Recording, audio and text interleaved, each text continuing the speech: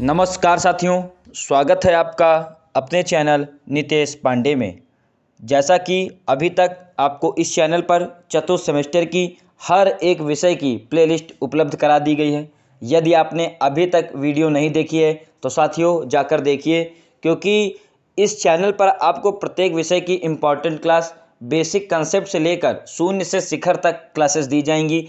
अंत में marathon classes होंगी। विगत वर्षों के प्रश्न पत्र भी आपको कराए जा रहे हैं लगातार।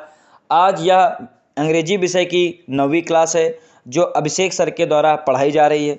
आज ग्रामर का कंजक्शन टॉपिक उठाया गया है।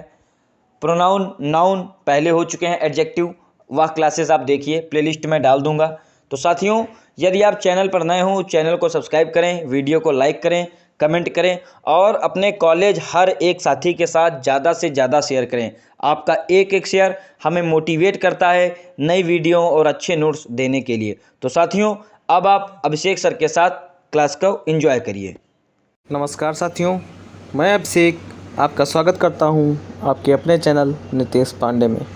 साथियों, डीएलएड 4th सेमेस्टर की इस इंग्लिश की क्लास में अभी तक आपने कुछ कक्षाएँ देखी हुई हैं, जिसमें मैंने टीचिंग मेथड से लगा के ग्रामर में नाउन, प्रोनाउन, एडजेक्टिव और प्रीपोजिशन करा दिया है। अब इस कड़ी में अगला जो चैप्टर है वो कंजक्शन है। वो हम इस क्लास में देखेंगे कि क्या होता है कंजक्शन, क्या होता है उसके बेसिक नियम, सारे चीज़ें हम ध्यान से देखेंगे और अपनी तैयारी, एक अच्छी तैयारी बेहतर ढंग से कर सकेंगे। तो आशा करता हूँ आप वीडियो अंत तक देखेंगे और अपने आने वाले एग्ज़ाम में एक बेहतर तैयारी करेंगे। तो चलिए स्टार्ट करते हैं। अगर आपको ये वीडियो अच्छी लगे तो उसको लाइक ज़रूर कीजिएगा और हमारे चैनल को भी सब्सक्राइब कीजिएगा। चैनल को सब्सक्राइब करेंगे तभी आपको अच्छी नोटिफिकेशन मिलेंगी और अच्छे वीडियो आपकी तैयारी अभी आप जुड़ जाएंगे तो आगे चल के टेट सीटेट सबकी तैयारी इसी चैनल पे आपकी होगी। तो आशा करता हूँ आप चैनल को ज़रूर सब्सक्राइब करेंगे। तो चलिए स्टार्ट करते हैं आज का सेशन। सबसे पहले कंजक्शन रूल्स ही पूछे जाते हैं। सबसे इसमें डेफिनेशन भी है। चलिए देखते हैं डेफिनेशन इसकी क्या है। एक minute. A conjunction is a word which merely joins together sentences and sometimes words। इसका क्या मतलब हुआ? कंजक्शन उस शब्द को कहते हैं जो दो वर्ड्स या सेंटेंसेस को जोड़ता है। भाई दो वर्ड्स होंगे, उनको अगर जोड़ता है कोई तो उसे क्या कहते हैं? कंजक्शन कहते हैं। वर्ड्स भी हो सकते हैं और सेंटेंसेस भी हो सकते हैं। जैसे पहला वाला देखिए, Sita and Kanti are sisters. तो इसमें दो वर्ड्स थे, सीता थी और कांटी थी। इन दोनों वर्ड्स को किसने जोड़ा है? इन दो वर्ड्स को एंड ने जो है इसको जोड़ा है। तो यहाँ पे एंड क्या हो गया? एंड जो है कंजक्शन हो गया। ऐसे ही आई कॉल्ड हर, ये एक सेंटेंस हो गया। आई कॉल्ड हर, उसके बाद क्या आया है? उसके बाद बट आया है, उसके बाद सी डिड नॉट आंसर। तो एक सेंटेंस ये हो गया, सी डिड नॉट आंसर्ड, और एक सेंटेंस आई कॉल्ड हर हो गया। तो इसमें से जोड़ा किसने? बट ने जोड़ा। तो बट क्या हो गया? यहाँ पे कंजक्शन हो गया। तो आशा करता हूँ आपको कंजक्शन समझ में आ गया होगा। जैसे डू इट और यू विल बी पनिश्ड, तो एक सेंटेंस ये हो गया यू विल बी पनिश्ड और एक सेंटेंस डू इट हो गया। तो इसमें जोड़ा किसने है? और जो है इसने दोनों सेंटेंसेस को जोड़ा है, तो आर यहाँ पे कंजक्शन हो गया। ठीक है, अब आगे देखते हैं कंजक्शन कितने प्रकार के होते हैं। कंजक्शन दो प्रकार के होते हैं, कोऑर्डिनेटिंग कंजक्शन, सबऑर्डिनेटिंग कंजक्शन। ठीक है, कोऑर्डिनेटिंग कंजक्शन और सबऑर्डिनेटिंग कंजक्शन। तो सबसे पहले देखते हैं भाई कोऑर्डिनेटिंग कंजक्शन क्या होता है। कोऑर्डिनेटिंग कंजक्शन क्या होता है? जो कंजक्शन ऐसे दो स्वतंत्र उपवाक्य क्लॉजेस को जोड़ता है जो अपने अपने अलग अलग दो अर्थ रखते हैं, कोऑर्डिनेटिंग कंजक्शन कहलाता है। भाई जिसके दो अर्थ हों, ऐसे उपवाक्य को जोड़ने वाले जो शब्द होते हैं उन्हें कोऑर्डिनेटिंग कंजक्शन कहते हैं। जैसे ही इज पुअर हो गया भाई। दूसरा but he has a kind heart, इसमें दो अर्थ हैं इसके, एक तो वो गरीब है, दूसरा वो दयालु है। तो दोनों एक ही व्यक्ति के बारे में बताया जा रहा है कि उसके दो अलग अलग अर्थ हैं। तो यहाँ पे जो बट है ये क्या होगा? कोऑर्डिनेटिंग कंजक्शन होगा। ऐसे ही was ill so he did not come, वो बीमार था इसलिए नहीं काम आया, इसलिए नहीं आ पाया। तो यहाँ पे दो एक ही व्यक्ति के बारे में बात हुई है, तो सो यहाँ पे क्या हो गया, सो जो है यहाँ पे कोऑर्डिनेटिंग कंजक्शन है। ठीक है, अब कोऑर्डिनेटिंग कंजक्शन कितने प्रकार के होते हैं, ये कोऑर्डिनेटिंग कंजक्शन के भी कुछ टाइप्स हैं, वो 4 टाइप्स के होते हैं। 4 टाइप्स के होते हैं, कितने प्रकार के, 4 प्रकार के। तो देखते हैं इसमें कौन से हैं। पहला है कॉम्युलेटिव। कॉम्युलेटिव जोड़ बताने वाले, कौन से, कॉम्युलेटिव जोड़ बताने वाले। इसमें कौन कौन से आते हैं, एंड हो गया, as well as, both, and, not only but also, ये सब क्या है, ये सब है कॉम्युलेटिव जोड़ बताने वाले। जैसे Sita as well as her sister is poor, we offered them both food and lodging, ये सब क्या हो गए, कॉम्युलेटिव जोड़ बताने वाले। अब दूसरा होता है अल्टरनेटिव, जो चॉइस बताने वाले होते हैं। जैसे आइदर हो गया, नाइदर हो गया, नॉर हो गया, मतलब चॉइस होगी कि या तो ये या तो ये। ठीक है, तो देखते हैं। जैसे आइदर मोहन और his brother has taken your book, तो इसमें आइदर क्या हो गया, आइदर जो क्या हो गया, आइदर जो है अल्टरनेटिव चॉइस, अल्टरनेटिव जो चॉइस वाले हैं कंजक्शन वो हो गया। ठीक है, ही नाइदर केम नॉर सेंट एनी मैसेज, तो ये सब क्या हो गया, वही जोड़ बताने वाले, चॉइस बताने वाले अल्टरनेटिव। ऐसा है एडवर्सेटिव, तीसरा वाला, जो कॉम्युलेटिव के 4 टाइप्स होते हैं, इसमें तीसरा टाइप्स है एडवर्सेटिव, विरोध बताने वाले। इसमें कौन से हैं, but yet still however never class, जैसे he is poor yet he is happy, ये सब क्या है, विरोध बता रहे हैं। ही इज पुअर येट जो है ही इज हैप्पी, फिर भी वो गरीब है फिर भी वो खुश है। भाई गरीब का विरोध ही बता कर रहा है ना, कि भाई इतना गरीब है फिर भी खुश है। आई एम बिजी, मैं बहुत बिजी हूँ। Still I shall find some time for you, फिर भी आप मेरे पास आपके लिए टाइम है। तो स्टिल क्या हो गया, यहाँ पे एडवर्सेटिव हो गया। ठीक है, अगला है इलेटिव, परिणाम बताने वाले। मुख्य शब्द सो है, इसमें जो होता है सो जो है इलेटिव रहता है। क्या होता है, इलेटिव, सो। अब दूसरा जो टाइप है सबऑर्डिनेटिंग कंजक्शन। सबऑर्डिनेटिंग कंजक्शन देखते हैं क्या होता है। एक दूसरे पर आश्रित रहने वाले उपवाक्य को जो कंजक्शन जोड़ता है वह सबऑर्डिनेटिंग कंजक्शन कहलाता है। भाई एक दूसरे पे आश्रित हैं। He can not walk because he is weak, भाई एक ये he can not walk, he is weak, वो नहीं चल सकता क्योंकि वह बहुत दुबला पतला है, बीमार है, वीक है। तो इसमें बिकॉज हो गया, वो क्या हो गया, सबऑर्डिनेटिव कंजक्शन। ये दूसरे एक दूसरे पर डिपेंड है ना, वो बीमार है इसीलिए नहीं चल पा रहा या कमज़ोर है, तो यहाँ पे वाह बिकॉज जो है सबऑर्डिनेटिव कंजक्शन हो गया। अगला देखते हैं, we know that God is almighty. We know that God is almighty, we know that God is almighty. इसमें भी देखिए, we know that God is almighty में 2 शब्द हैं कि हम जानते हैं गॉड जो है सर्वज्ञ है, सर्वशक्तिमान है। तो क्या हो गया, यहाँ पे सबऑर्डिनेटिंग जो कंजक्शन है वो है दैट, एक दूसरे पे डिपेंड है कि हम जानते हैं भगवान सर्वशक्तिमान है, तो हमको उस पर डिपेंड ही रहना है। ठीक है, तो प्रिंसिपल क्लॉज, तो ये हो गया। जो सब इसमें देखो, ही कैन नॉट वॉक, ये क्या होता है, प्रिंसिपल क्लॉज होता है। तो इसमें ही कैन नॉट जो है वो प्रिंसिपल क्लॉज हो जाएगा, और बिकॉज ही इज वीक ये क्या होगा, सबऑर्डिनेट क्लॉज। तो 2 क्लॉज होते हैं, एक प्रिंसिपल क्लॉज होता है, एक सबऑर्डिनेट क्लॉज होता है। तो ये वाला सबऑर्डिनेट क्लॉज हो गया जो बाद में आता है, और जो ये ही कैन नॉट वॉक है ये प्रिंसिपल क्लॉज हो गया जो पहले आता है। ठीक है, तो आशा करता हूँ ये दोनों चीज़ें आपको समझ में आई होंगी। तो ये सबऑर्डिनेट क्लॉजेस के कुछ जो हैं कंजक्शन है, जिसमें टाइम से रिलेटेड जो कंजक्शन है, when, after, as soon as, before, no sooner than, till, until, ये हैं।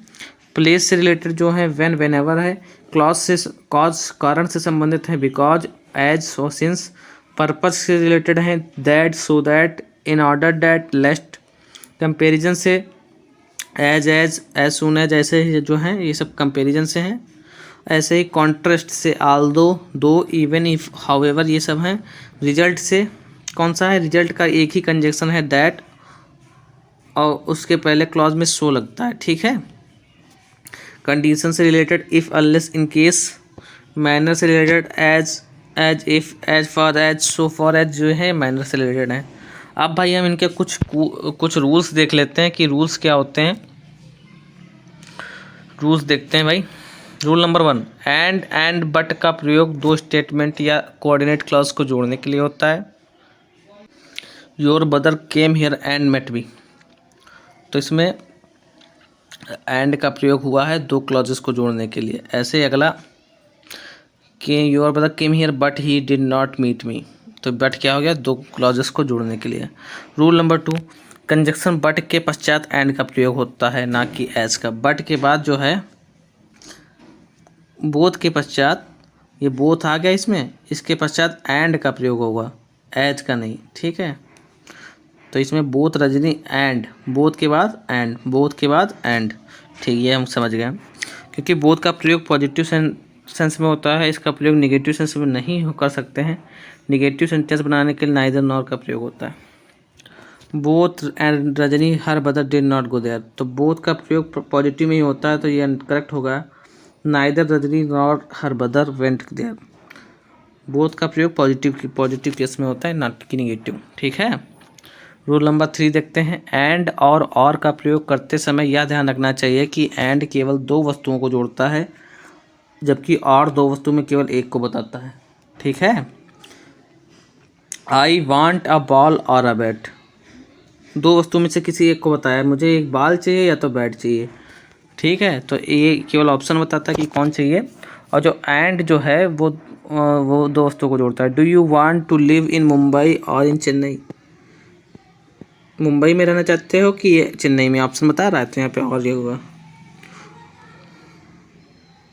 और का प्रयोग जो है या तथा नहीं तो भी होता है, दूसरे अर्थ में या कोऑर्डिनेटिव क्लॉज में जोड़ता है। मेक हेस्ट और यू विल बी लेट, ठीक। रूल नंबर 4 देखते हैं। आइदर, रूल नंबर 4, आइदर और neither nor not only but also प्राय जोड़े में प्रयुक्त होते हैं। जैसे Nehru was not only a politician but also,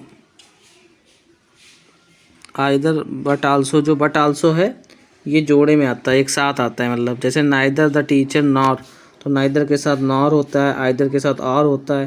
तो ये जितने भी हैं ये सब रूल नंबर 4 हैं, ये जोड़े में प्रयुक्त होते हैं, ये आप जान गए होंगे। अगला नियम जो है दो के साथ ये आता है, ये बहुत इंपॉर्टेंट है, बट का प्रयोग नहीं होता। दो के साथ जो है, दो के साथ यठी का प्रयोग होता है। जहाँ पे दो लिखा होगा वहाँ पे यट जरूर आएगा। दो ही वाज पुअर बट यहाँ पे आ गया तो ये इनकरेक्ट हो गया, ठीक है। दो के साथ यट, ये याद कर लीजिए आप, दो के साथ यट यूज होता है, ठीक। हटाया जा सकता है, दो के पश्चात यट को हटाया जा सकता है, अगर कॉमा लगा दें तो हट जाएगा, ठीक।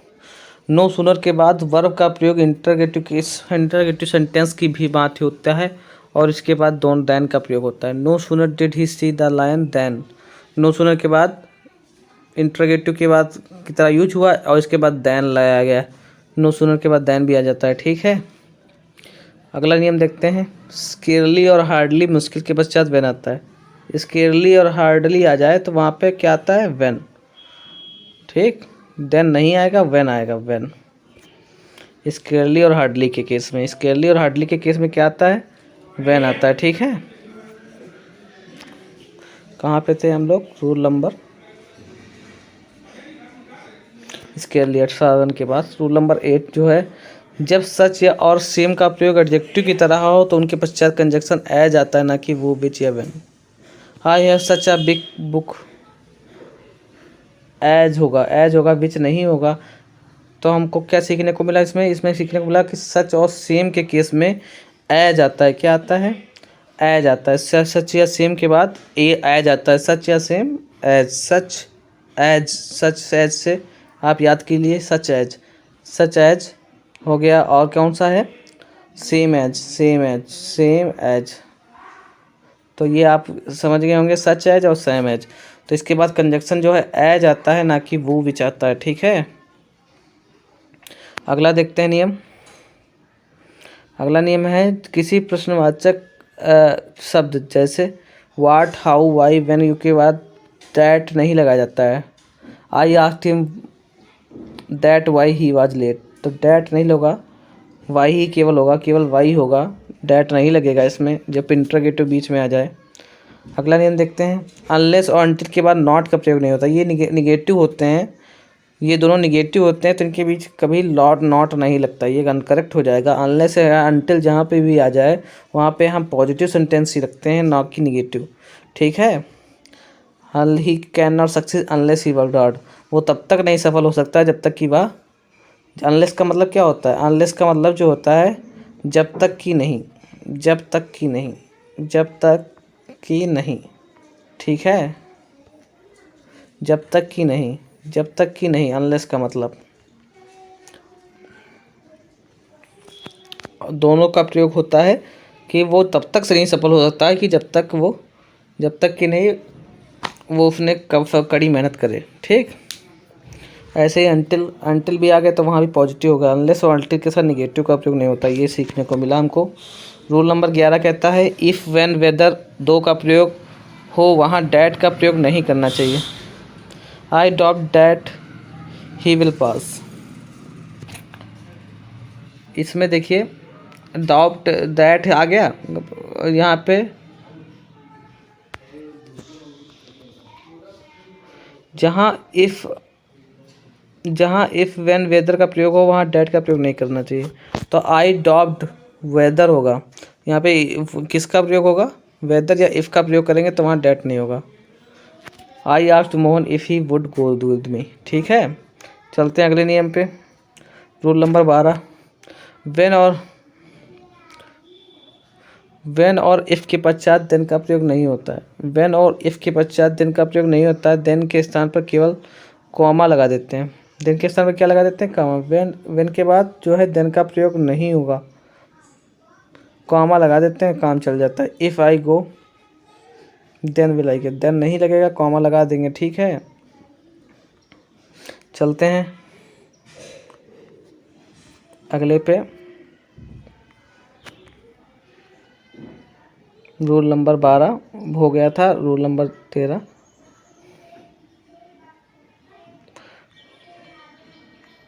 रूल नंबर जो 13 है उसमें क्या कह रहा है, इसमें लिखा है लेस्ट कहीं ऐसा ना हो कि साथ शुड आता है, नॉट का प्रयोग नहीं होता। लेस्ट के साथ हमेशा शुड आएगा, लेस्ट के साथ जो हमेशा है शुड आएगा। लेस्ट के साथ क्या आएगा, शुड, ये हमको याद रख लेना है। लेस्ट के साथ शुड, लेस्ट के साथ शुड, ये लेस्ट के साथ शुड आता है। ठीक है, ये याद रखना है हमको, लेस्ट के साथ शुड, लेफ्ट हमेशा शुड के साथ आता है। ठीक, जहाँ लेफ्ट आ गया वहाँ शुड जरूर आएगा, ये हमको सीखने को मिला है। रूल नंबर 14, रिगार्ड, डिस्क्राइब, ये जितने भी हैं, रिप्रेजेंट, मेंशन, डिफाइन, ट्रीट, आदि वर्ब्स के पश्चात एज आता है, और नेम, कॉल, थिंक, कंसीडर आदि वर्ब्स के पश्चात एज आता है। तो ये जितने हैं इनके बाद क्या आता है, एज आता है, और define as, mention as, represent as, describe as, regard as, name as, call as, think as, consider as, तो इन सब के बाद क्या आता है, एज आता है। ठीक है, ये हमको याद रखना है। एज इफ़ तथा एज दोनों का अर्थ है मानो, ये अगला नियम। एज इफ़ तथा एज दोनों का अर्थ है मानो, इनके साथ या कल्पना प्रकट होती है, इनके साथ पास्ट कंटिन्यूअस टेंस का प्रयोग होता है। ठीक, तो क्या होगा, he talks as if he were bird, he were mad, तो ये देखिए पास्ट कंटिन्यूअस का यूज हुआ, मानो होता है, कल्पना प्रकट होती है। आप मानो कि वो, एज इफ लग गया, आप ये मानो कि वो पागल है, पागल हो गया है, तो इसका मतलब क्या हो गया, एज इफ का प्रयोग उसमें पास्ट कंटिन्यूअस टेंस आता है, इसके बाद मानो अर्थ होता है। अगला नियम देखते हैं, सपोज और इफ़ के साथ साथ, और इफ़ का साथ साथ प्रयोग नहीं होता। सपोज इफ़ एक साथ नहीं आएंगे, सपोज आएगा तो इफ़ नहीं आएगा, इफ़ आएगा तो सपोज आएगा, नहीं आएगा। ठीक है, तो इनका प्रयोग साथ साथ नहीं होता, ये आप ध्यान रखिए। एज के पश्चात सो का प्रयोग नहीं होता। एज के पश्चात जो है एज आ गया वहाँ पे सो नहीं आएगा, एज एक दूसरे के विपरीत हैं, ये आ गया तो ये नहीं आएगा, ये आ गया तो ये नहीं आएगा। ठीक है, यही नियम में बताया गया है, एज और सो एक साथ नहीं आ सकते हैं। अगला नियम देखते हैं,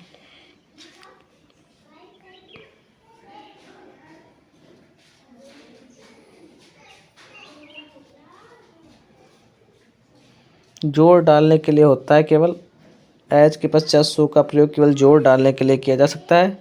और किसी के लिए नहीं किया जा सकता है। रूल नंबर 18, डायरेक्ट नरेशन में रिपोर्टेड स्पीच में कंजक्शन दैट का प्रयोग नहीं होता है और ना इनडायरेक्ट स्पीच में इंटरोगेटिव प्रोनाउन या इंटरोगेटिव के पहले डेट का प्रयोग होता है। जैसे he said that, I will give you pen, incorrect हो गया।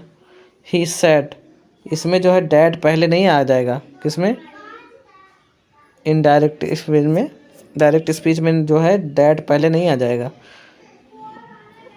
ठीक है। दैट वाई ही, तो दैट और वाई दोनों एक साथ नहीं आ सकते, या तो वाई होगा या तो डैट होगा, ठीक। जब तो इंटरोगेटिव है तो वाई लगेगा, अगर इंटरोगेटिव नहीं है तो वाई नहीं लगेगा, डैट लगेगा, ठीक है। ये इंटरोगेटिव प्रोनाउन है। इंटरोगेटिव जो है स्पीच है, इसमें जो है वाई डैट और वाई एक साथ आ गया तो डैट नहीं लगेगा, इसमें वाई लगेगा, ठीक है। रूल नंबर 19 देखते हैं। सिंस का जब कंजक्शन के रूप में प्रयोग होता है तो सिंस से पहले वाले क्लास में प्रेजेंट परफेक्ट टेंस तथा सिंस के बाद वाले क्लास में सिंपल पास्ट टेंस का प्रयोग होता है। 5 years past since my cousin has died.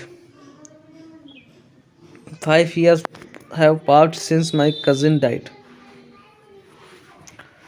5 years past, तो इसमें देखिए सिंस के बाद वाले क्लॉज में सिंपल पास्ट टेंस का प्रयोग होता है। सिंपल पास्ट टेंस का प्रयोग हुआ इसमें, तो 5 year have past since my cousin, तो दोनों में देखिए प्रिंसिपल क्लॉज है, उसमें दोनों में प्रेजेंट पास्ट टेंस का प्रयोग हुआ।